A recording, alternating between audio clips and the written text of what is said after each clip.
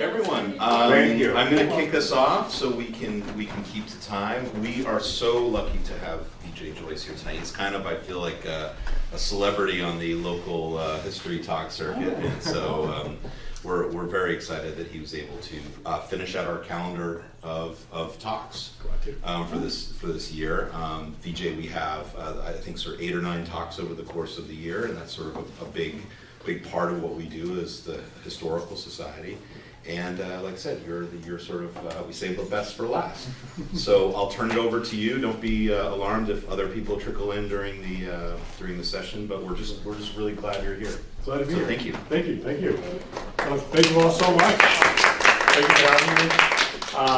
As I said, my name is Vijay Joyce. I'm the founder of Rekindled History, a local sort of history organization, local to really Essex County and North Shore of Massachusetts in a major way. But I really was always been interested in the early history of this place that is so old. I mean, it is the oldest part of the country, really, in a way, especially from this the 21st century Western perspective in that manner. And my background personally is with historic preservation and architectural history. That's what I went to school for. And learning about those old ways of life through how people lived in their houses and in all these buildings, it was really sort of fascinating to me just how different our life is today. And sort of really wanting to dig into that was really kind of the impetus for learning more about the, if you will, the fun side of that colonial-era history, especially when it came to the drinking and the alcohol, because I think by today's standards, it is much wilder than how we live today in a manner. So that's really what I'm excited to dig into here. So and if you have questions, by all means, I'm more than happy to answer them at the end. But without further ado, let's get into it. So as this is a history of the colonial era drinking, I always like to start way back into the beginning. And that is, of course, with the journey of the Mayflower, the whole reason that this New England area is here in a manner. So, of course, I think we're all generally familiar with the history of Plymouth and the story of the Mayflower, but generally, in a sense, they left Old England to try to make a new life for them out here in the New World. The journey across the Atlantic, it was a pretty harrowing one. It's not like it was all smooth sailing by any means. And this map, in fact, does a really good job of pointing that out. So, if you notice, of course, they leave Southampton in England, and their intended location, their intended destination is in fact the mouth of the Hudson River, what is today modern-day New York City. Although in reality, their ship ended getting blown off a bit off course by some storms and bad weather and things of the sort. And it also should be said that the Mayflower, as it's dealing with all these storms and getting battered by the waves and the wind, this is not a brand new ship. The Mayflower is pretty old by the time 1620 comes around and they take these pilgrims over. In fact, not only was it so old, but as old wooden ships generally tend to be, especially as they age, they're leaky. And this was a ship, certainly that was one of those leaky types. And when you consider as well what it's going to take to provision such a ship to travel the Atlantic, what ended up being about a 4-month journey or so, there were a lot of supplies on board. They had barrels and barrels of fresh drinking water. They also had barrels and barrels of salt pork and other stuff like that to eat, and as well as many, many barrels of beer. Because when we think of sort of beer and alcohol back at this time, it really was, and as we're going to get into it, it really was sort of a common everyday drink. It was something that was absolutely supplemented up there. It was right next to water, and as we'll see, sometimes more important than water, as we go, as they would have enjoyed it back in the day. So given that this is a leaky ship and it's crossing the Atlantic, we also have to keep in mind too that the storage of these items is not all that well sealed. Today we're lucky to have like stainless steel containers, plastic, or nothing's going to get into it whatsoever. But you imagine on this leaky ship, wooden barrels are holding absolutely everything, including the drinking water. And what happens is you have these, the leaks, what's getting in, it's seawater, because it's right at the ocean, so that ocean water gets in, the wooden barrels soak up that seawater, and especially for the fresh drinking water that they were supposed to be supplying themselves with the entire day, or the entire trip, it starts to get a bit brackish. And by brackish, I mean it's like mixing salt and fresh water. It's not a good drinking source, which is when they almost immediately had to turn to their stores of beer on board the ship. And so they essentially kind of abandoned the water as it was no longer good for them to drink. And so they were drinking beer pretty much about a quarter of the way through the trip. And this is not just the supplies to get them there, it's also the supplies for the crew of the ship to return back to England. So it's not like they have a one-way journey here, they're trying to ration all of these things. So by the time that they get to what they intended to hit was the mouth of the Hudson River, but of course what they ended up is, well, as we know, Plymouth. Plymouth, Massachusetts is where they ultimately land. Pawtuxet, as the original stated site is. Before they land there, and this is why I include this little map with this blue line, especially around the Cape, if you notice the journey is not a direct shot. You can see what they're trying to do. They hit the Cape and then they're trying to go south. Well, it turns out that the sailing, especially around that area, is not that great. The journey along the way has delayed them so long that what they're intending to do is land and then plant their crops. It doesn't really work out that way through all the delays. So what ends up happening is that they ended up landing first at Provincetown and then later at Plymouth and Pawtuxet in December. So their growing season is entirely decimated. It's pretty much gone at that point in time. And in doing so, what we get is the very now famous quote from William Bradford, being that we could not take much time for further search and consideration of a landing place, as our victuals, our supplies, being much spent, especially our beer. So in many ways, the Mayflower journey and the where they landed was not a beer run. They didn't go there for beer. They didn't land necessarily because of beer. But given how important beer was to their survival, especially at this moment in time in the 17th century, they really need to make land quick in order to get enough supplies and hopefully grow enough crops to last them throughout that first year. Although, as I mentioned, they landed in December. And in fact, there's snow on the shores of Plymouth when they land. So the growing season is entirely gone, and they end up spending that first winter almost entirely aboard the ship, the Mayflower. And during that first winter, 50% of those pilgrims ended up dying. So it was through that harsh existence of the 17th century in New England, which we have to keep in mind, and I'll just go back real quick to say that if you notice, England is north of Plymouth today in a way. Yet England, if you know the climate, 50 degrees, rainy generally in a sense. New England, as this painting here shows from William Halsell, it's cold, and as we all know, it is a cold, dark, dreary winters as we have here in New England. And so they were not used to that type of weather. This is one of the things in which I say I'm very glad in which we live today, in which we do, and that we can, we have the understanding of the modern sense of the world. And so they don't, at this time, understand things like the jet stream, which brings the warm air up to England and sort of traps the cold air down here. They, in fact, assumed that our climate here in New England was going to be exactly like northern Spain and southern France, because we share a latitude with that. So in their mind, of course, if it's over in northern Spain, southern France, well, that lines up almost exactly with Massachusetts, so it should be the same weather. Well, again, we all know what the reality is, and that never really worked out. So it was a really kind of terrifying and harrowing journey.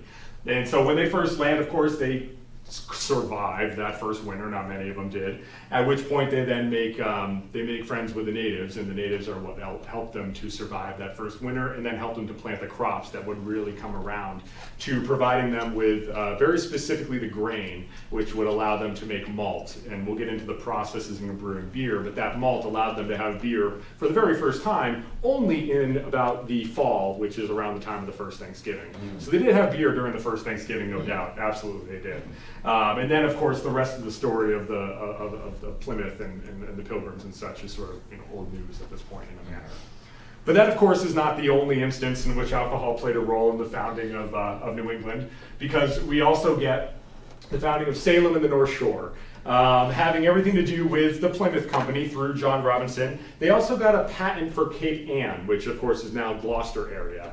And so it was in 1623 that Gloucester is ultimately settled.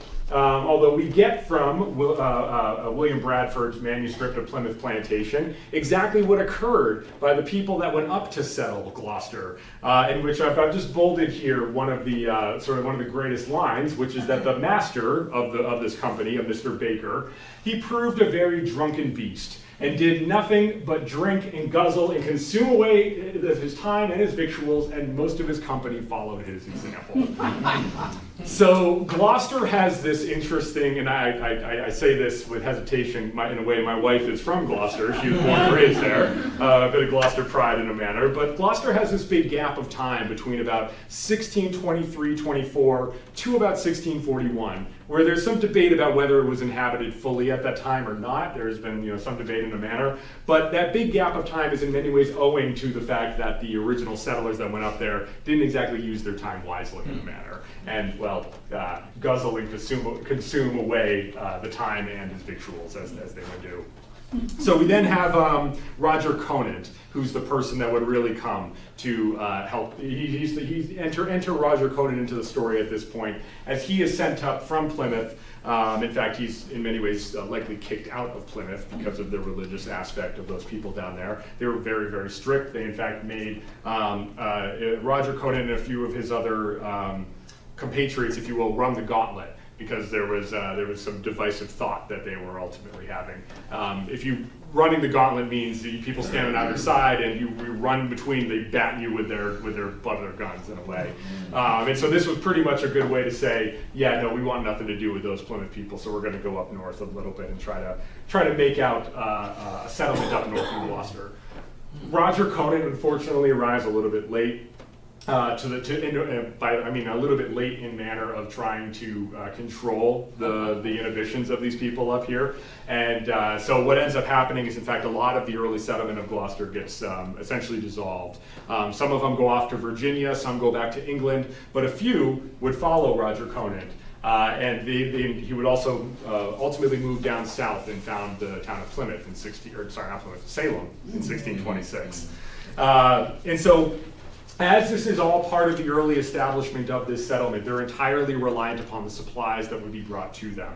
And this is where we get Roger Conant first coming in. He's really more of the leader of the group to settle the land, at which point, once Salem is founded, we then get John Endicott, and he's the one that really brings the supplies in which they need. Specifically, and important to this talk, he brings the first shipment of hops to New England, which is very crucial, as we'll see, for brewing beer. Of course, today hops are an indispensable part of brewing beer, but back in the day it was sort of a nice to have, but of course not necessarily crucial all the time. And then we get John Winthrop following up a few years later. He brings 10,000 gallons of beer with him, 7,700 gallons of malt, which is sprouted grain, which provides the sugars, which is then converted into alcohol when you match it up with yeast, on the ship the Arabella. And so this, and he of course understanding the need and necessity of this drink, would thus hence why the large number and volume is needed to be brought over. And in many ways, that is sort of where, that is in some ways showing the indispensability, if you will, of how much specifically beer plays a role in the early days of the founding of these settlements. So what did they drink in a manner of way? Well, beer is in a major sense sort of the most important drink to them. But of course, we'll get into others. But to just start with beer, it's very easy to make. In fact, it's one of the oldest drinks known to man, really, if you will, known to humanity. About 6,000 years ago in Mesopotamia, there's the first record of beer being brewed and drunk. That is, in fact, that cuneiform tablet there is showing in the center of these two people. There's a pot, and what's coming out of that pot are actually straws, of which they're likely drinking an early form of beer. Which to make beer, and this is before hops is introduced, to make beer, all you need is malt, which is grain that's been sprouted. As I mentioned, when grain sprout, it has natural sugars on the inside. You mix that with the water and the yeast reacts with the sugar, and that turns it into alcohol. And so that gives you like what they might consider sort of like a small beer in a way. And this was more likely the beer that they were drinking at this time. And this is in a sense where I have to say, take a step back from what we're used to in beers today. We're not talking at this time beers of like 6, 7, 8%, which is somewhat common these days. It's what they called small beer, which is like maybe 2 to 4% at most. And even then, they would sometimes water it down to sort of extend the life of it in a manner. But it was really a diet booster more than anything else. I mean, it's made from grain, it's liquid bread. I mean, that is a good way to consider what that early beer was. It was a way to sort of provide you some nutrients. Of course, when we say nutrients today, it has a completely different meaning in some manner than it did back then. It has some nutrients, but it provided them, when you're on the frontier and you're really sort of struggling, truly, as what their lives were, was a struggle. All this beer would really help them, especially just get through the days and at least have some sense of energy, really, in a manner. I mean, when I say that, though, if anyone here has had a sip of alcohol, it's not something that gives you energy necessarily, but not in the long run, maybe like a little bit in the beginning type of thing, but for the most part, it is it's really more, alcohol is a depressant, if we were to put it in the categories of drugs as we know it today. I love this image as well of Peter Brown's wooden beer tankard. This is real in existence. You can see it down at the Pilgrim Hall Museum in Plymouth, Massachusetts. It's a 10-inch tall birch bark wooden tankard. It's made like a barrel is, and that would have been like, just a serving of beer in a manner. It's like a giant tankard of beer in a sense. Maybe time to bring it back, I don't know. But when we've talked about the beer so far, it does not include hops. And hops are something that wouldn't be added to the brewing process until about the 1500s. We're still talking over in England at this point, of course. 1500s is essentially still over in Europe. Really what hops do and provide is they provide a preservative aspect to the beer. Hops is something that allows beer to last a long time as far as shelf life is concerned. That previous ale that they're making, that's sort of what they would have termed it, it's a bit sweeter. It's not exactly as bitter as we would think of beer today as being, and that's entirely due to the hops. And so the hops are really what allows the beer to have a long shelf life. It really was, in fact, hops that even allowed the Pilgrims to make that journey over, because the beer wouldn't have lasted that 4 months if it weren't for the hops. And so they were drinking hopped beer on the Mayflower, but when they got to land here, when they got to New England, as they would later come to term it, they would have to be almost entirely reliant upon hops coming in, being shipped over from England. We do start to see, though, that the hops in the Northeast, at least, by the 1880s or so, and that's why I have this map of New York. In the 1880s, Otsego County, they will ultimately grow 80% of the entire crop of the United States in upstate New York, because of the great growing ability they have up there. And so that's really what allows for a lot of those industrial breweries to grow up in that industrial age of the 1800s. I know we're skipping way ahead, and this is really the only time in which we'll talk about the late 1800s in a major way. But this is the era of Budweiser. This is the era of Pabst Blue Ribbon. This is the era of all these major, massive breweries, mostly in the Midwest, using hops mainly grown in the Northeast. And it was really in upstate New York that allowed for that to occur. Prior to the hops being introduced, and of course the shortage that hops really would see themselves here in New England, the early colonists, they would try to find other solutions. And this is where they get creative. And in fact, some of these creative brews we still see in existence here today. Things like, for example, they would use molasses. Maybe we don't necessarily have a molasses ale these days, but that was one of the first beers that was brewed, was a molasses ale. Spruce tree tips. They had spruce tip ales. They still brew them these days, today. In fact, it's one of my favorite beers whenever they come out. It's so good. You also have like sassafras they would make beer out of, squashes and pumpkins. So like, not necessarily you have your shipyard shirt on. Not Pumpkinhead. It's not like it's not like sweet and flavorful. It wouldn't taste like a pumpkin. In fact, from the brews as we have from the people that talk about it at the time, even the pumpkin brewed beers are just extremely bitter. There's nothing flavorful necessarily about it, but what it provided was an extra dose of some of those natural sugars, which in some ways increased that alcohol content in some manners or in another. And so this is where, a lot of those, today we might think of them as kind of like gimmicky beers in some senses or another, but honestly they do go all the way back to some of the earliest beers that were brewed here. So those seasonal ones are really when a lot of those early beer styles start to shine in a manner. So why beer, when a lot of the times what they were early searching for, one of the main reasons settlements in New England were settled in places of importance, had a lot to do with the natural water springs that were in the area. And of course, you need water to make beer, and of course, they absolutely well knew that. It was a bit unfortunate, and it had everything to do with their mindset, especially of what they were used to over in Old England. The water over there, not all that great. And there was a huge stigma around it. And in fact, what I have here are two competing, if you will, images of water. This is, again, referring to William Bradford's manuscript of Plymouth Plantation, written in 1630. He ultimately would write that the change of air, diet, and the drinking of water would infect their bodies with sore sickness and grievous diseases, as was the fear. That was the belief. If we think about say, for example, the Black Plague, that was spread in many ways through the water. They don't have a sense, though, of germ theory yet at that time. And so that's really when the brewing process of beer kind of eliminates the germs. And we'll talk about that in a moment. But the reality ultimately was, as William Wood would write in 1634, I highly recommend looking up his book, specifically New England's Prospects. It's a very thin volume, easy to read. It doesn't have a lot of florid language or anything like that. I love what he writes, though, saying that the country is well watered as any land under the sun, but there can be no better water in the world in this area, yet I dare not prefer it before good beer. So even then, they're showing their priorities as ultimately what they like and what they prefer as better. But that has everything to do with the fact that they understood, they didn't quite understand that, of course, water carried disease, because this is before germ theory comes around. Again, one of the many reasons in which we're lucky to live today. We understand germs and how diseases are spread and things of the sort. But water, when they're using it to brew the beer, they are boiling it.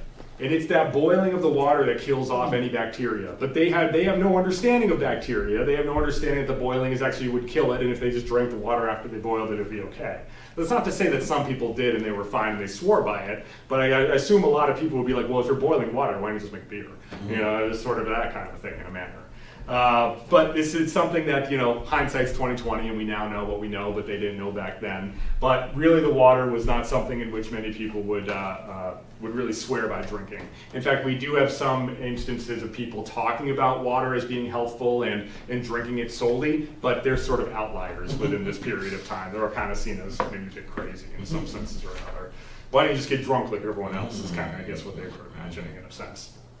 So while beer is definitely sort of the major drink, water is really just used to make it in a sense. It's only one of many aspects of alcohol that they would be drinking at this time. And this is really where alcohol is sort of extremely widespread as far as daily life is concerned. But it also comes in many different forms. It's not just beer. You have hard cider, for example. Hard cider is extremely easy to make, extremely easy. In fact, there's an argument out there that I would absolutely subscribe to, that it was even more popular than beer at this time. Because literally all you need to do is take an apple. You could do this today even if you wanted. You take an apple right off the tree, you crush it, and then you save the juice from it, and you just let it sit. That's it.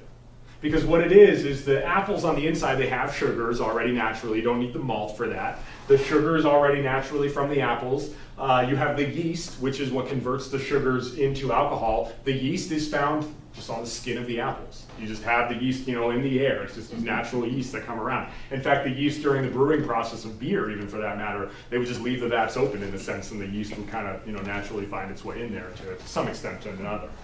And then as well, you just let it sit and you let it ferment. And it was an extremely easy and cheap drink to have. In fact, out here in what is today North Reading, with all the farms, cider was no doubt the more popular drink than beer at this time, because it was just so easy to do, which is something that allows for the image of Johnny Appleseed to be looked at in a different way. So Johnny Appleseed has the notoriety, if we will, of spreading apple trees throughout the land, and that's where you're making apple pies from it all, and it's all just good eating apples and things like that. The reality is it takes about roughly 10 years for an apple tree to go from seed to producing fruit that you could eat. They're still producing fruit in between that 10 years, but it's extremely, they call them pippins, they're extremely sour. They're like crab apples almost in a way. Not good for eating, but great for making cider. And one of the things that Johnny Appleseed would do, he was born in Leominster, Massachusetts, he would work his way out to the Ohio River Valley. And one of the things that required settlement in the Ohio River Valley, as a settler, to claim a piece of land, you needed ultimately to have trees or something planted upon it already to show that the land was productive and you're the one that's ultimately doing the production of it. And so what he would do is he would take all these little apple seedlings, these apple, like, little shoots, if you will, and plant them throughout the land. And then he'd sell off that land to the early settlers, and they would have pretty much an immediate crop. Not for eating, but for making cider. Because the alcohol of the hard cider would ultimately, that's what would get them through those long days. That's what would get them through the unreliability of the water. So it was really Johnny Appleseed is spreading alcohol throughout the land in a manner. And that's truly the reality of that world. And so these early ciders, though, I will say, they're not like apple cider, like they're not sweet by any means. Think of it as like champagne. It would taste like champagne. It's very dry, very, very dry. There's a cider brewery, I guess you would call it, in Salem called Far From the Tree. And they make a cider called Massachusetts. It's like they're one cider you can find pretty much everywhere. That's about as close as you're going to get to a mass-produced cider today. That's as close as what they would have had back then. It's very dry. It's not all that sweet. But it is very much sort of that common, sort of 17th, 18th century types in a manner. And of course, the quantity you could make off it was pretty intense in the sense that a single New England orchard would be able to produce about 64,000 gallons of cider in a single season. It was also considered a healthy drink. There's the story that President John Adams, toward the end of his days, would drink about a tankard of cider every day before breakfast. This was something that, as we'll see, they continually drink throughout the day, and this is something that he would ultimately take part in. And when I say tankard, I'm talking about these big mugs up here. These come from an archaeological dig from a tavern from the 1600s in Charlestown. I'll get to that in a second. But these tankards are, they're pretty large. They even talk about Harvard College would pass, in the early 16 and 1700s, they would pass around tankards of cider and beer from person to person. And they're not like pouring it in their own cups. They're taking drinks and passing it along and taking drinks and passing it along. These giant tankards of it. But this is where John Adams, as has become known, he would ultimately be drinking very often this cider. He would like that a lot. You could also get, though, a much, much stronger drink. And this was really had, especially when I speak to North Reading, because not only are we here, but historically it really was an agricultural community, to the point where over the winters, it's freezing, of course, there's no insulation, whatever, and when they have these large stores of apple cider, it's gonna freeze. But what doesn't freeze is the alcohol. And so what comes off of the top of these frozen barrels of cider is what they call applejack, which is essentially an apple brandy. It's like the pure alcohol from it all. All the water itself is frozen, but what cannot freeze is alcohol. So you get this applejack, this apple brandy, and they still make it today, in fact. Although I think, of course, it's done under much more safe conditions than just being sitting in a barrel and freezing it overnight type of thing. And I love the fact that just how healthful it was seen, and because of that healthful nature, it was seen as almost like safer, if you will. And one of my favorite quotes comes from a Philadelphia newspaper on the 23rd of July in 1788. He writes the following inscription called "In Honor of American Beer and Cider," in which he says, "It is hereby recorded for the information of strangers and posterity that 17,000 people assembled in this green on the 4th of July in 1788 to celebrate the establishment of the Constitution of the United States, and that they departed at an early hour without intoxication or a single quarrel. They drank nothing but beer and cider. Learn, reader, to prize these invaluable liquors and to consider them as the companions of those virtues which can alone render our country free and reputable." So keep that in mind next time you have 2 or 3 pints of beer or cider, because that's certainly something they would know. So cider being, of course, a major drink, arguably more so than beer, but that's, of course, not the only alcohol they had here at the time. That's where we get wine. Wine was something that was really only reserved for the upper classes of the 17th and 18th centuries, especially the 17th centuries. It was really because you had to almost entirely import the wine over from Europe. It was not something in which you could necessarily make here. Of course, it didn't mean they didn't try. And that's where we ultimately have a lot of wine grapes attempted to be grown. And what we have here, I show these two maps in the bottom. It's of the same place, it's Boston. Of course, Boston back in the day, you'd almost be completely unrecognizable to how we think of Boston today. But what I wanted to point out is Governor's Island, which I've circled in that red little cloud there. Governor's Island today is now entirely part of the southern runway of Logan Airport. So if you're flying out of Logan, you go down to see, you're passing over Governor's Island, which was initially called Governor's Island because it was set aside for the governor as a place to attempt to grow wine grapes. That failed pretty quickly, and they ultimately just grew apple ciders, cider apples instead. But Governor's Island was specifically to be deeded to the governor in many ways as well, to try to grow those wine grapes, which ultimately never succeeded. They just turned to cider, but they would still import because, of course, you know, it's a wealthy ocean-going trade as we have here, and especially coming through Boston and then Salem as well. They're bringing in things like some wine varieties we might even recognize today. Some of them are antiquated terms, like the most common one comes from Spain, and it's called Sack, S-A-C-K, Sack wine. You have the white, is just white wine, that's another one you can get. Claret, Muscadel, and Elegant are also types of wine that they would have in the 17th century at this moment. But again, almost entirely brought in from out of the country, really, at this time. You also have those things like distilled drinks as well, made from wine, or fortified wines even. You got brandy, port, of course, coming from Porto in Portugal. You got Madeira, which is a Portuguese wine that's been fortified with a high-proof brandy. And so if you ever drink like port or Madeira, they start off with like a wine, just like a regular wine might be, and then they add the brandy in. And what the brandy does, the high alcohol content of the brandy, it prevents any further aging of the grapes themselves, and it allows for that wine to sort of last an extremely long time, but it's also a higher alcohol content and costs a little bit more. Although, we know that George Washington was such a fan, President George Washington that is, was such a fan, it was his favorite drink, that he ordered 400 gallons of it within a 5-year span. And this was something which you would keep and present to, at parties. This was something that was very, very popular to do. In fact, during the elections even, they would bring out liquor and alcohol and try to ply the voters with the alcohol to make sure they voted for the right person. And that was kind of the idea back in the day. Right, exactly. Maybe we should bring that back to an extent. We got the party before the election. Right, yeah, that's right. Well, it was really a way to say like, hey, we're giving you alcohol, vote for me, that type of thing. And it was all public, most of the votes back in the day, to some extent. And so it was a good way to sort of make sure that who you're voting for to get their votes is plying it with alcohol. Mm-hmm. But of course, the most probably high proof, if you will, and definitely the most important for the success of the colonies out here were rum. Rum, by far, was the major trade or major distilled liquor of the colonies here. And unfortunately, though, it comes alongside and is inextricably tied to the dark trade of the enslaved trade here.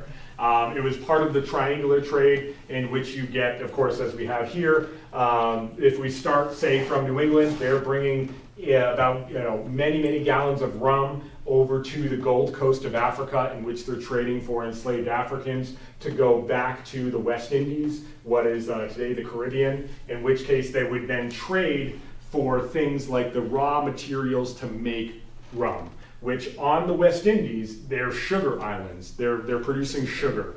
And the sugar itself would be rendered, taken out, and they would sell that on its own, but the byproduct of the sugar making was the molasses. It was the dark, thick, rich, sugar boilings at the bottom of these giant pots. And if you distill that, you get rum out of it. So it was this byproduct that instead of throwing it away, they realized you can make alcohol out of it. And that's exactly what they did up in New England. They would send a lot of that molasses straight up to New England. In fact, arguably going all the way back to the beginning of this area's founding, in 1648, we have the very first rum distillery established in what is now Peabody, Massachusetts. It was established by Emmanuel Downing, whose son would be the person after which Downing Street in London is named after.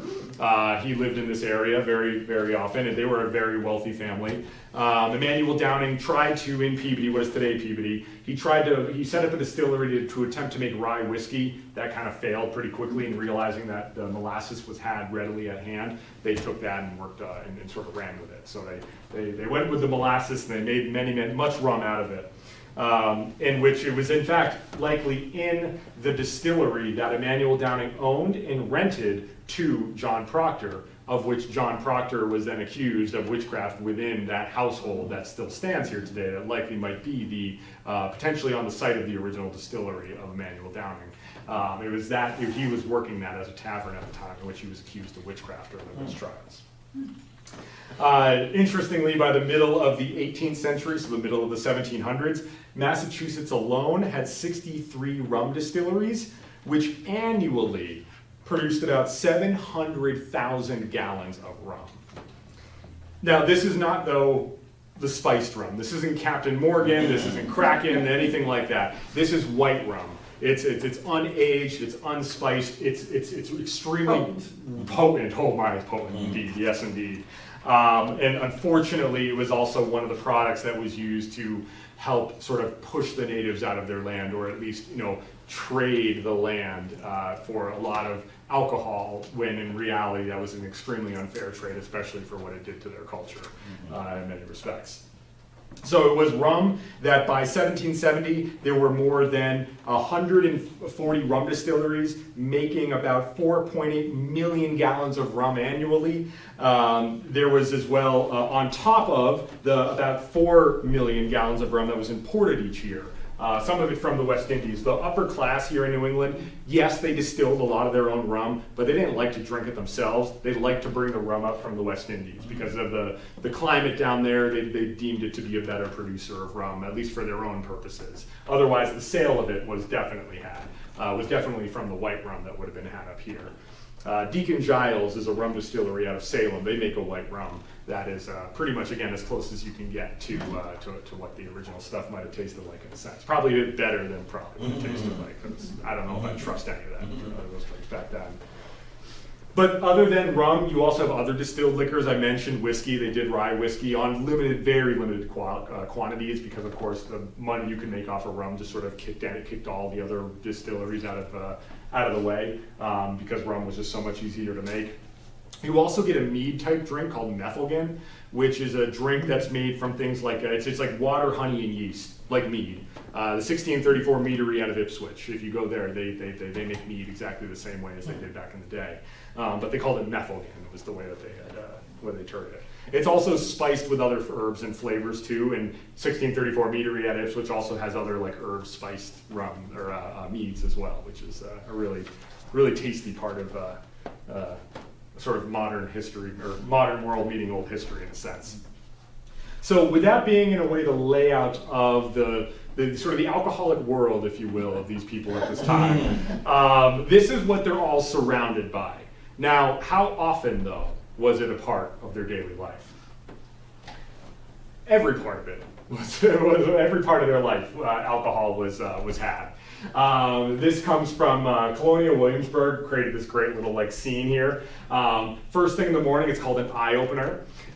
You have your, all day at work, you're drinking, that's what's getting you through the hot days. In fact, they even talk about farmers at the end of each of their rows, after they bring their oxen down after plowing, they'll have like a jug of like rum or cider or beer at the end of it, so they'll take a drink and then they'll go down the other end of the row and take a drink there and go down the other end. So this is like back and forth all day long.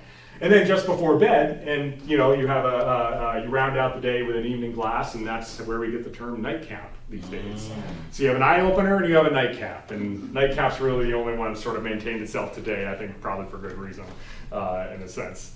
And so it really was, as beer was liquid bread, apple cider was a great way just to make sure that you're drinking something you're not going to get poisoned off of, unlike just straight water, you're not quite sure about it, type of thing. And it also, it had all these, other nutrients in it that you might not be able to get from the diet of what you're eating on a daily basis at that time. And then, of course, I mentioned that cider was seen as a healthful drink in a sense. And so all of these were sort of, they wouldn't have thought anything of it back then, versus today, if we wake up with an eye opener and I don't know, we do that in the, go right out in the middle of the town square and like start, chugging beer or rum at like 7 a.m. We might get some looks, if you will. They wouldn't have thought anything of it. That was just part of daily life in a sense. And that's what's kind of really wild. And then, of course, it gets turned up whenever you have things like christenings, weddings, funerals, even just Sunday meeting days in many ways. Especially when the Puritans were ruling this place, we think of Puritans as being teetotalers. Not at all. They absolutely loved their drink. In fact, they felt it was like a God-given thing. It was a good grace of God that God gave them alcohol in a sense. And their church days on Sundays would be 3 hours in the morning, 3 hours in the afternoon, in the middle, a break for lunch, which was always had, more often than not, at the local tavern. So they would leave church in the middle of the day, they'd go drink and eat, and then they'd go back to church. And then, of course, they have people in the church that are there literally like up on a large raised platform with this long stick. And if they ever notice that people are like nodding off or whatnot, they'll like whack them on the head or on the shoulder or something like that, as a way to sort of keep them paying attention, which I don't even know how they made it through 3 hours of a Puritan sermon, but 6, let alone that. I mean, that's just wild. But in many ways, too, we kind of see some of the old ways sticking over to today, in that, if you're sick or something like that, it's generally, you have a glass or shot of whiskey before bed or something of that sort. It's something like all of that was definitely heightened and taken up to that level, especially at that time. It was seen, it could be taken in place of a meal sometimes, as they have it here. It was a medicine to cure any really thing, for the common cold, fevers, snake bites, things like that. It would be used to relieve depression and to reduce tension, which I think maybe some of us might still use that today. And then this is really where I mentioned the elections, and this is really where they do get. You have the aspiring candidates rolling out just the barrels and barrels of beer in cider and rum, whatnot, in order to you get a glass from this person. Oh, you gonna vote for me? Oh, yeah, I'll vote for you. And then you go over to the ballot box all drunked up and place your vote for that person. Very, very common back in the day. Even in fact, I mentioned Harvard and how they would pass a tankard around. Well, Harvard, Harvard had its own brewery in the earliest days. They had their own brewery on site. In fact, in 1639, Harvard was founded in about 1630, if I'm not mistaken. In 1639, when the school did not supply enough sufficient beer, the president, Nathaniel Eaton, was fired. He lost his job. And as well, in 1703, these are very, very early days of Harvard, there were 3 breweries on campus of Harvard College. And at the commencement, there was 1 barrel of cider served along with 4 gallons of beer and 18 gallons of wine for the commencement of Harvard College. So imagine if they were to do that today, what that would look like. So, college students have always been college students, I guess is a good way to say it. They've always caused trouble. They've always been, just trying to get a drink whenever they possibly can, especially in a way like that. And that is in some ways just an extension. We focus on college because in a sense, I focused on college because in a sense that's sort of what we're all generally familiar with. But when it came to daily life, and this is really hard to overstate, alcohol was really that was like the social lubricant, if you will, of this time. And the taverns were one of the most important places in town for everyone to not just meet up and gather daily news as you might do, but of course just to meet up over a drink and to talk and just to spread the word, if you will. This is one of the very first taverns ever established in New England. It was in Charlestown. It's called the Three Cranes Tavern. MHC, Mass Historic Commission, did an archaeological study of the tavern, and you can see up there that's sort of a drawing of the rough outline of each of their sites. I like to point out that there are 1, 2, 3, 4, 5 outhouses, 5 privies, as they would call them. You're serving that much alcohol, of course, you're going to need a lot. And it's always within the privies, it's always within the toilets that you find the best stuff when it comes to archaeological digs. Because there's no trash back then. There's no curbside trash. You put it on the curb and someone takes it to a landfill. None of that existed back in the day. If something broke, you threw it down the toilet. And to this day, in fact, some of the richest digs you can ever find are on the sites of outhouses, if you're able to locate them on the sites of what you have. And given around here, there's no doubt more than a few. I know there's a tavern right across the street, so I'd be curious to see what's underneath the soil over there in some cases. So this is where these early taverns, they wouldn't look too much different than just the general houses of the day. They were generally, I mean, architecture back at this time, it's what we call vernacular. It's just plain, simple. It's just you build a house and that's the house. Or, I say house and that has a connotation today of being like a residence, but it could also be, say, a business in a manner. And so this is where, even for the fact of the early founding of Massachusetts and then even Boston to some extent, Boston was ultimately landed as the place to be after Charlestown. Charlestown came first and then it was Boston. And that had everything to do with John Winthrop. When he landed, there was no freshwater spring in Charlestown. So they went over to Shawmut Peninsula, what is now Boston, and that's where they ultimately settled. And so, these old digs, they bring up a lot of information. It's usually pipes, sort of the jaw heart, and of course you have like sewing utensils and things of the sort.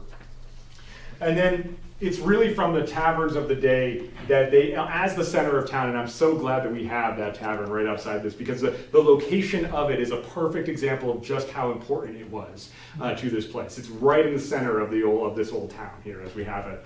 And it really was that true meeting place. I mean, April 19th, right? We just celebrated the 250th anniversary of the shot heard around the world. It was in a tavern that those early Minutemen gathered to await the British to arrive up upon Lexington Green. Now, don't take this as a sort of a hard and true theory, but I like to think of that, they're waiting out there in the early morning hours of April 19th. They've got to be so incredibly nervous in this tavern. These Minutemen, literally just volunteers, farmers, merchants, whatever, gathering together with their arms. They have word that the British are marching upon them. The British being the greatest empire in the world at the time, the greatest navy. They've got essentially, arguably to these people, they have the greatest army and the most discipline. Well, how are you going to be calming your nerves at this time? You're probably going to be drinking a few back. And, if you imagine that these two, positions are lined up facing each other with arms, I can't say this was the case, but when if you start to think, well, how did that first shot occur? Maybe it was someone a little bit nervous, having a bit too much to drink that accidentally pulled the trigger. Gotta wonder, it's something to think about in a sense, especially considering the prevalence of alcohol at this time. And of course, as what we all know it does to our bodies. It's not something that exactly heightens your senses in a sense, in a way. But it wasn't just alcohol that was consumed here, of course. It was also like the early restaurant in a way. Although, unlike restaurants today, don't think that you're walking in and you're sitting down and you're handed a menu. You're sitting down and you're getting served whatever it is they have cooking over the fireplace. And so this was a place for everyone to kind of gather. They were usually eating off of giant trenchers. By that I mean just like big wooden bowls, almost in a sense filled with a bunch of food of whatever was had. It was all communal as well at this time. It's not necessarily like you were served one-to-one. You sort of sat down at the spot, you ordered your drink from the bar, and the reason we call it the bar is because as we see over here, what we don't see, what's out of view, is a gate that's up at the ceiling that would have been brought down that would have at night made sure that no one's going behind the bar and stealing drinks. So we call it the bar today is because of the bar, literally bars that would be brought down over the counter that would have prevented anyone from sort of coming over it and stealing the liquor. But this is the bar room in the Buckman Tavern, as we have it here from Lexington, and they do a great job of showing off sort of the early days of the 18th century tavern in that way. I also find this interesting around the food. They completely disliked vegetables, especially the raw ones. They believed that they were unhealthy when eaten raw. So when they stewed their vegetables, they stewed it to like a mush. It was just like, it just disintegrating, all falling apart. They had to be thoroughly cooked. You know, raw foods were not seen as something that was in a way healthful. But also you can kind of consider and maybe imagine why. You know, in a way, we're lucky to get to have the FDA today, where we can understand, you know, we go in to order a piece of meat or fish, it's not going to come out to us rotting. They don't know that back then, so they have no idea what it could come to them. So stewing something and cooking something to death, I guess, is something that was definitely very common at their time back then. And then, of course, I bring us to here today with the Damon Tavern, because I absolutely love the fact that, you know, every time I give the talk in each of the towns, I always love to pull out, because there are taverns in each of the towns in this area, given how prevalent that they were. So much so, in fact, there's an incredible book by Sharon Salinger called Taverns and Drinking in Early America. It's kind of an academic book, but it goes into great detail about the drinking culture of this time. And as a whole, in a way, Essex County would average one tavern for about 200 people. So, you know, a ton, it was like taverns, it's almost like a Starbucks today on every corner, Dunkin' Donuts in every corner. There was a tavern nearly on every corner back then, especially per capita, if you were to understand the differences of it, or the similarities in a sense. I absolutely love this building, especially because it's been in the inside, been maintained. Those paintings from, is it Rufus Choate? Porter. Yeah, Rufus Porter, yeah. That's just unreal to me, the fact that those are still there. And they were just hidden behind you know, plaster or something else that came up at a later date. It's so incredible. And to imagine drinking in that, or, you know, I guess I was on the second floor, so it was sort of a ballroom, you know, dancing around with all that there, and, you know, lit by candles, you know, you got the drinks being dispensed over one corner. It's like, there's probably like punch or something like that, a giant bowl with a bunch of mixed alcohol, and the music has, oh, it's just been just gorgeous to imagine. The fact that you have that there is to be able to try to just get a semblance of that is something we just can't often see today. And so it's my own preservation nerdery is coming out right here and say thank you for keeping that alive, because that's so incredible. And this is really where I love this painting. Sea Captains Carousing in Suriname, painted by John Greenwood in 1755, gives sort of a humorous look at what a barroom scene might have been, especially how raucous they were. In this case, Suriname being, you know, way over in the other, you know, essentially a whole world away as far as these people were concerned. They're getting a bit rowdy here. And this was painted, in fact, for a sea captain in Rhode Island, and all of these people are representing specific Rhode Island people. For example, let's see. We have Nicholas Cook. He is the one here smoking a pipe. That's the governor of Rhode Island. We have Joseph Wanton, who is another governor of Rhode Island, passed out in the chair. Stephen Hopkins is this guy here pouring the drink right over the head of Joseph Wanton. This guy, that's a signer of the Declaration of Independence. He was someone who was there at the day in which they would have signed this. Oh, and I also, of course, just, you know, can't help but point out, what's this guy doing? Biting. Throwing up. Barfing right in the pocket of the passed out governor right there. And this guy right there, this guy's going to check in on his friend who's throwing up right in the hallway. So just like drinking yourself silly in many respects. I mean, you know, just look at, you got chairs knocked over. This guy's just drinking straight out of the punch bowl, which is very common back then.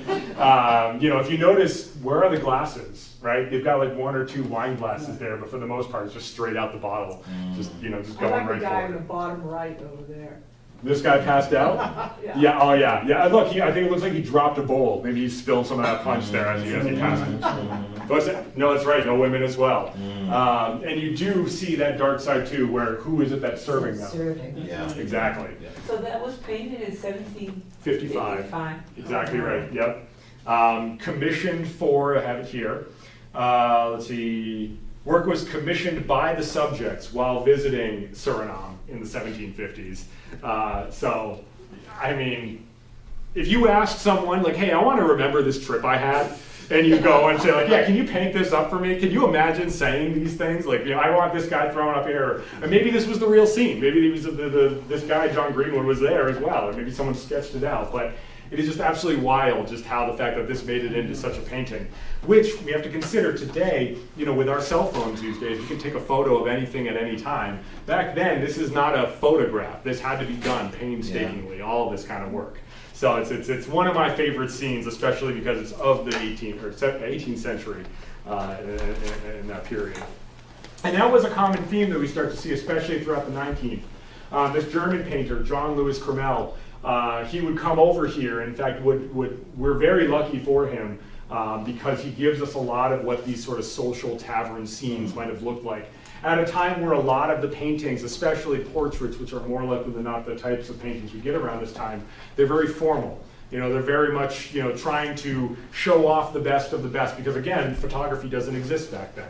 So how do you show what daily life is like? You really have to want to preserve this sense of history. And again, it's just a very raucous, lively scene. When I speak about the bar that they closed down, you can see sort of how the bartender's behind his own little closed area there. You got singing, dancing, you got the pets in the bar and all that. It's a very raucous, lively scene, as a lot of these times were.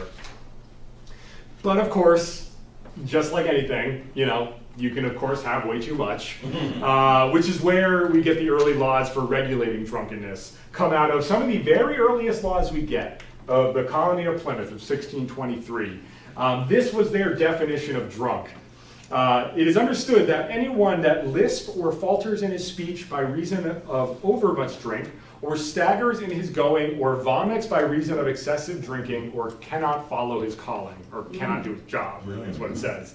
It goes on to say, the person or persons that shall be found guilty in these or any of them shall for the first default pay 5 shillings, for the second default 10 shillings, and to the colony's use. And for the third, they shall be found faulty to be bound in good behavior. By that, I'll mention what they mean by that. And he or they cannot or will not pay the fines. They would be to be set in the stocks. So the stocks in the pillory are the ones where you got your hand through your head through the hole, hands as well. And then the other one is that you're sitting down on the ground and your legs are bound up. It would have happened on the town green. It was a way of social humiliation. That was kind of the idea, and it would all happen in public in that sense. But one of the greatest punishments that come out of it are, I mentioned here, stocks and pillory. So that shows you sort of how the two were had. We all know the story of the Scarlet Letter. Where that gets, where Nathaniel Hawthorne would ultimately come and find that inspiration, if you will, of wearing a letter for the sin that you have ultimately committed, really in some ways comes down to one of the historically recorded punishments for drunkenness. 1636, William Bacon sentenced to stand an hour in the pillory wearing a great D for his habitual drunkenness. 1633, Robert Coles was ultimately have to stand with a sheet of white paper where drunkard is written. So he's like walking around town, if you will, with the word drunkard on it, calling out what he is and who he did. And then a year later, he also comes back again because he couldn't control himself, a single year later, in fact. One of the other amazing punishments was the drunkard's cloak, which is literally a barrel where your hands and your feet were cut out and the head was cut out, and you're forced to walk around in that. And again, it's all public humiliation. That's the whole idea, especially around this time. Sounds good to me. Right? And so there's also, interestingly, when we get the first court that gets established in Massachusetts, between the years 1642 and 1644, so a little bit less than 2 years, 40 charges of drunkenness were made. In 1637, Massachusetts General Court said that nothing can be sold in taverns except for small beer, so low alcohol beer, trying to control and regulate how much people can drink. And then in 1639, all fun was removed whatsoever from taverns in an effort to curb drunkenness. You were discouraged from sharing a bottle over a conversation. Like getting a bottle of wine and sharing it, you couldn't do that. That was seen as illegal. Dancing was always forbidden, so definitely is not going to be happening in taverns. Definitely no tobacco was allowed in a tavern as well. It was sort of seen as something that could just keep the process going in a way. And there were definitely no toasts to one's health. One of the most popular things to do, and probably one of the main ways in which people got drunk, was toasting to people's health. So someone coming through the door, you recognize that person, hey, let's toast to their health, and everyone in the room, as a social thing, would all do it. And there were just, in some of the, like in the inaugurations, or even, especially, I believe the one I remember most is George Washington's, his sort of his farewell, if you will. In the they're just like constantly toasting. Just like, everyone wants to make a speech, everyone wants to be the one to toast. And so they're all just like, chugging it all down. If you did that back in the day, this was in 1639, you'd have been fined about $10 for each time you did that. 12 pence as they would have had it back then. And then in 1670, this law, in fact, would last for 150 years. It wouldn't be repealed until 1820. It was, if you were seen to be frequently drunk, probably like this man, Robert Coles, your name would be written up at the entrance to the bar as a way to say, don't let this person in. This person, it's illegal to have them in there. A lot of these times, too, the ministers' houses would likely be almost across the street from the tavern as a way to keep an eye on who's going in, and are they spending a bit too much time in there? And in many ways, the minister would go in and, in fact, drag people out if he felt that they were spending too much time there as well.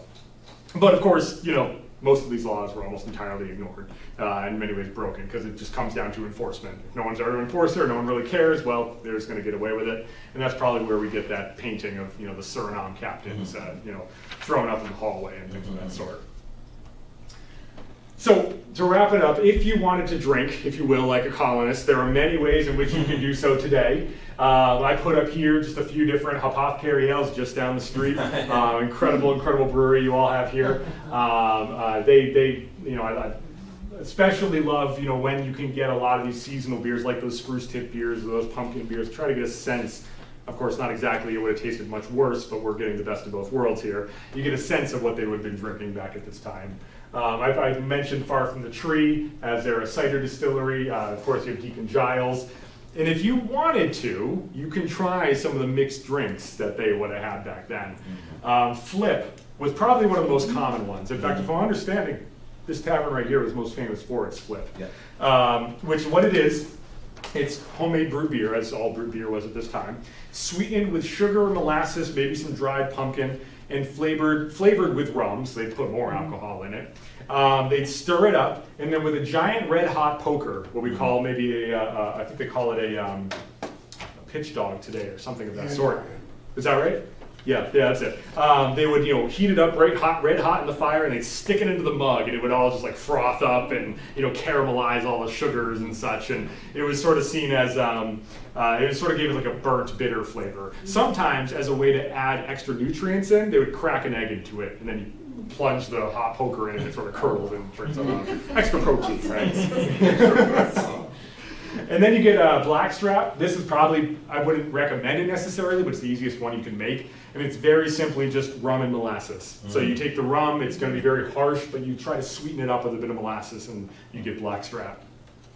There was a great anecdote, comes from this incredible book, where they said casks of rum would stand at the entrance to most country stores. And next to it, as one of the other great imports, and exports for that matter, would be salted dried codfish. So to get like a free, or a free snack, if you will, people could go into these country stores and like take off strips of the salt fish, and they could eat it, but it would make them very thirsty because it's very salted. So then you pay for some of that rum or that cider or that beer, and that was a way for the country stores to help make some of their money there. It's like peanuts in a bar. Exactly, that's it. That's right. And then one of the very worst drinks, do not try this, it's horrible, but Salem was very, very, very well known for it. It was called, and the name alone is probably something that would turn you off from it. It's called Whistlebelly Vengeance. It's sour beer, because again, before hops in a way, beer turns very sour often, but you also don't want to waste it. It's sour beer that's simmered, sweetened with molasses, and then filled with brown breadcrumbs, and then drink hot. And that would be something that could get you like it's using all the dregs of everything, it's just not letting anything go to waste in a sense. And that would have been something that I assume the name Whistlebelly Vengeance has a connotation as to what would occur when you did drink this thing, but I have to imagine that's exactly what they would have had back then. But all of this is to say that we're extremely lucky to be able to be here and to understand what was, but not have to go through this. It's not like we're going to be leaving leaving this room and going into our own homes and drinking Flip or Blackstrap. In fact, this is where we can live in the best of both worlds here in the 21st century. We are so incredibly lucky to live when we do. If we want to try this, we absolutely can. I tried Flip the other year. I went to my house. We have my parents' house up in New Hampshire. We have a wood stove. I took a hot poker. I stuck it in the flames. I got some beer. I put some molasses in. I did stick an egg in it, and I stuck it in, and it is so gross. It is awful. It tastes like dirt. It was disgusting. It was so gross. But you can try it, you can see, and you can appreciate exactly how lucky we are to live when we do when you taste these old ways of living, and you can see what that is like. But this is really why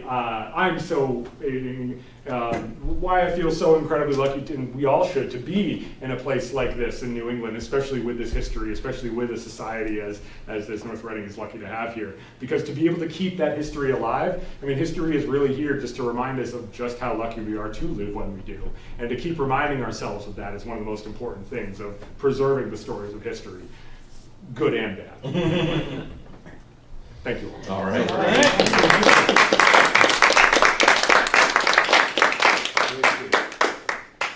Any questions? I'm more than happy to answer questions, chat more about anything you might have. Yes, please. So, is it accurate to say that the beer did provide carbohydrates to help with nourishment? Yeah. And that, in addition to the liquid that replaced polluted water, that there was a role that this played for nourishment? Absolutely.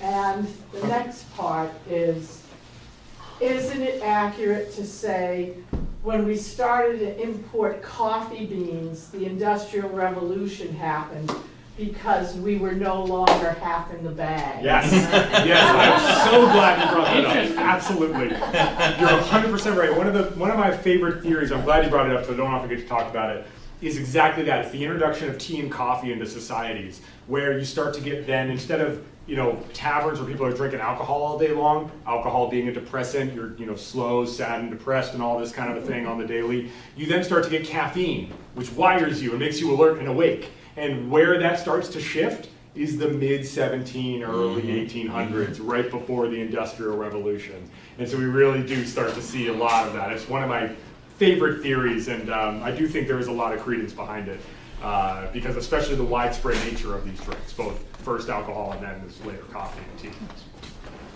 So in one of the earlier pictures, where you showed the growing hops in New York, yep, and there was the pickers. Yes.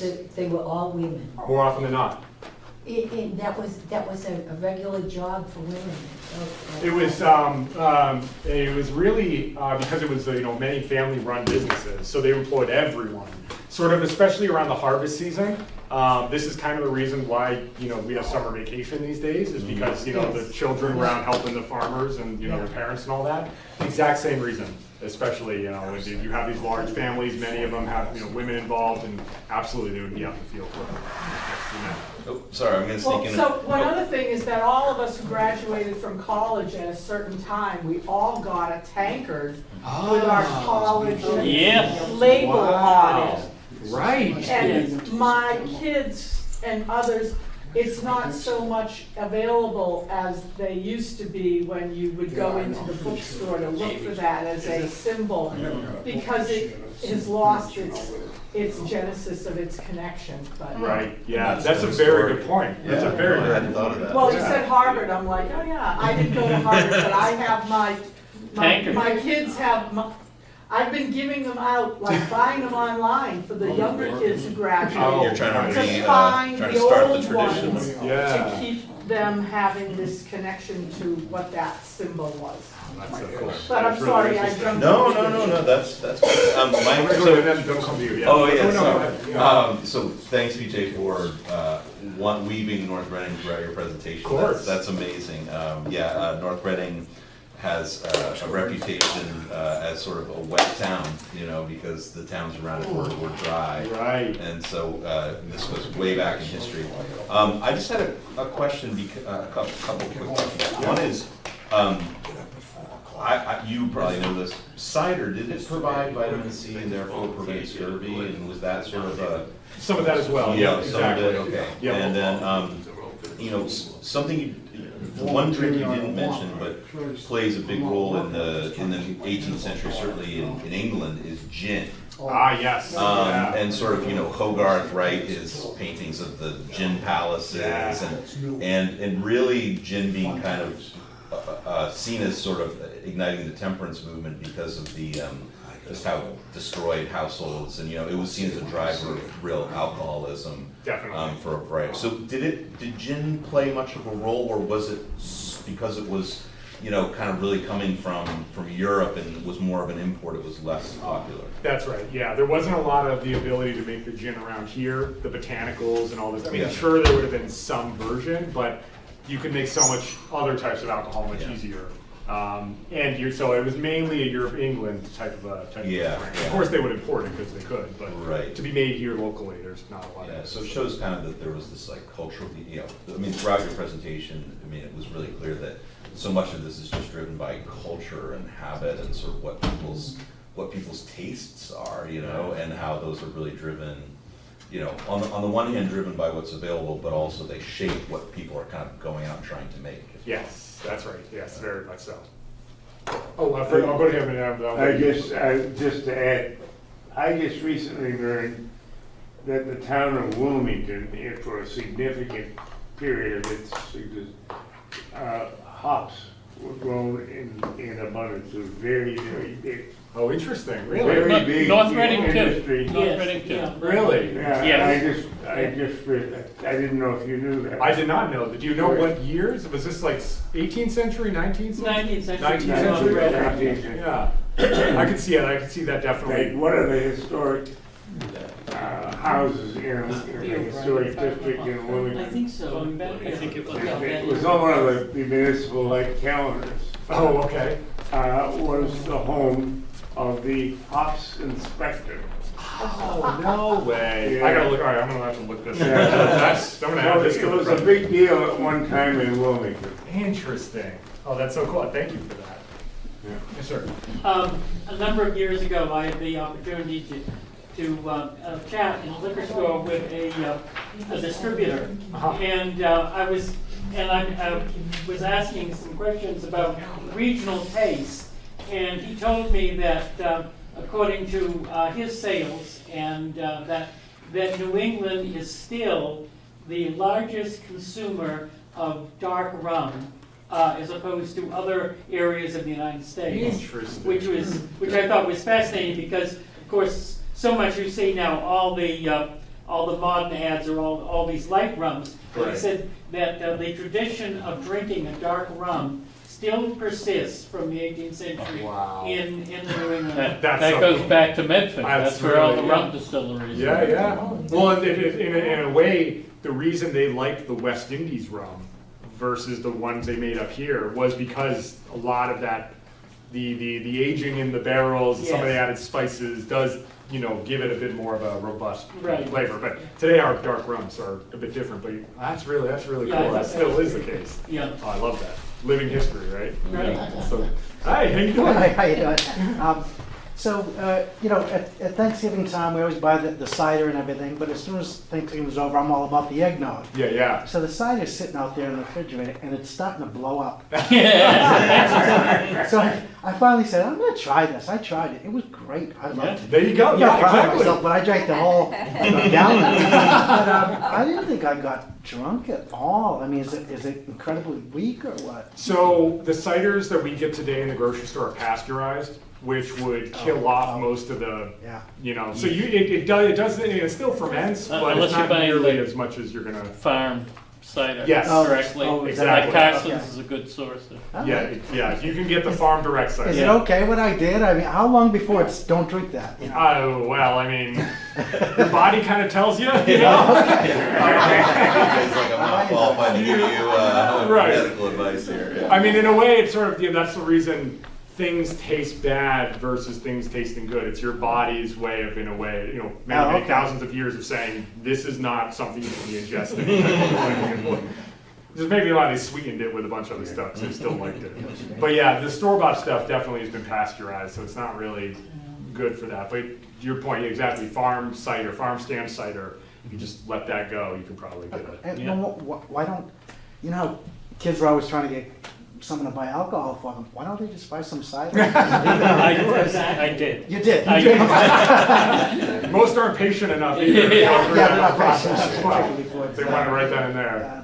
So real quick fun Sure. fact, so North Reading, obviously, as you said, had tons of apple orchards. We got our apple festival in September. Yeah. A lot of cider mills in North Reading, right, Oh. as opposed to breweries. Sure. In fact, the Horseshoe Grill, which you may have driven past on your way up to Apothecary tonight with Chrissy, was right on the site of, was built on the site of one of those cider mills. Wow. And what's even more interesting is that during Prohibition, there was an exemption for sort of cider, for homemade cider, you know, that you weren't making on like an industrial scale. Wow. And again, people really abused that loophole. So basically, even during Prohibition, North Reading was essentially a wet town because it had all these sort of small scale, but actually they produced, you know, thousands and thousands of gallons of cider during Prohibition. And because it was kind of out in the country, there wasn't really, you know, country, Wow. it was a rural town.